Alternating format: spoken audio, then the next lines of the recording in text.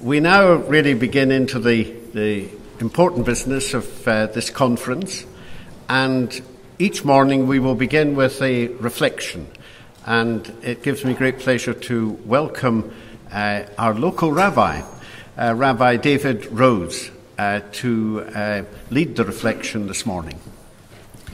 Thank you very much. First of all, I'd like to, as someone that lives across the road, welcome you all to Edinburgh and to this area of Edinburgh, and hope you enjoy yourself. I was thinking of what to say, and the obvious verse that comes from the Torah, from the Bible, from Leviticus comes up. Mipnei seva takum v'hadata b'mnei zaken. You shall rise before the aged and honor the face of the elderly. And the verse goes on to say, V'yareta melohecha ani Hashem, and you shall fear God, I am the Lord.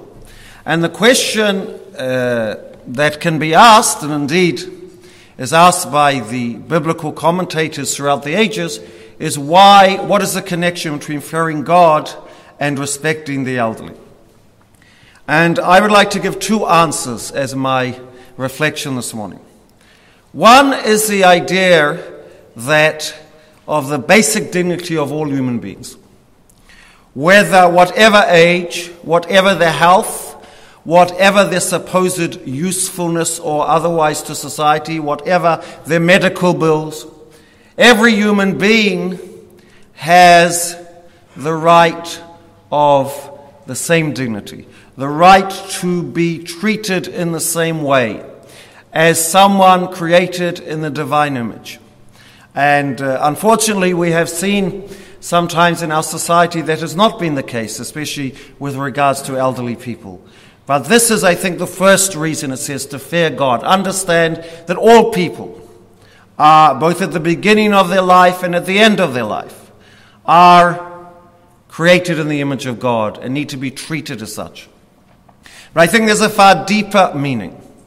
And that is that the end of the verse, V'yareta melohecha, and you shall fear God, is not merely an exhortation, but is actually a consequence of respect for the elderly.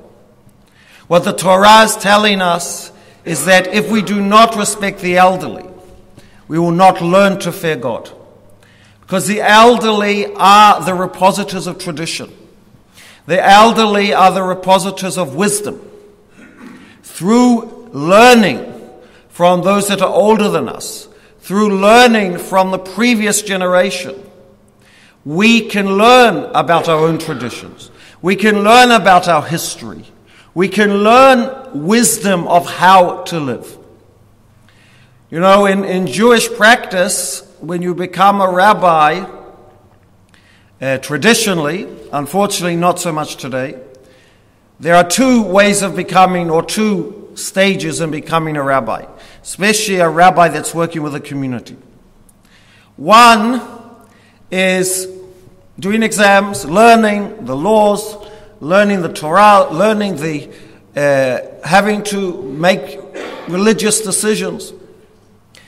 But the other is learning how to do that. And you learn how to do that by an idea called shimush, which literally means serving someone else, serving an older rabbi, learning from your elders how to do it. And that is at the basis of the whole of Jewish tradition.